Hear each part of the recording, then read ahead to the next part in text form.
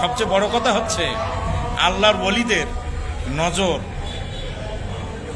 রহমতের নজর, যার ফলে মানুষ ইসলাম গ্রহণ করত। আর মোল্লার নজর হয়েছে গজব। কারণ কি? কারণ হচ্ছে মোল্লা আধ্যাত্মিকতাকে অস্বীকার কইরা। আমি সব মোল্লার কথা বলছি না, আবার মোল্লা কেউ শুনলে আবার মাইন্ড করেন না, এরকম বহু মোল্লা আছে যারা আধ্যাত্মিকতা বলতে কিছু মানে না, আল্লাহর ওলি বলতে কিছু মানে না। আমি তাদের কথা বলছি, তথাকথিত অনেক মোল্লা আছে যারা আল্লাহর ওলিদেরকে মানে না, বিশ্বাস করে না। সাল্লাল্লাহু আলাইহি ওয়াসাল্লাম, আমি তাদের কথা বলছি। তারা এত অধ্যত্ত যে তারা, অনেক মোল্লা এইভাবে অপপ্রচার করে।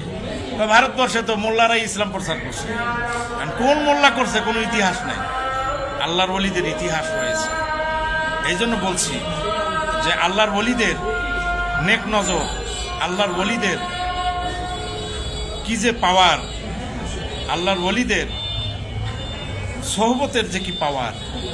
তাই আল্লাহর ওলিদের কাছে আসলে মানুষ ইসলাম গ্রহণ করত। আল্লাহর ওলিদের চরিত্র মাধুর্যে প্রেমে পড়ে মানুষ ইসলামের দিকে দীক্ষিত হতো। আর মোল্লাদের দেখলে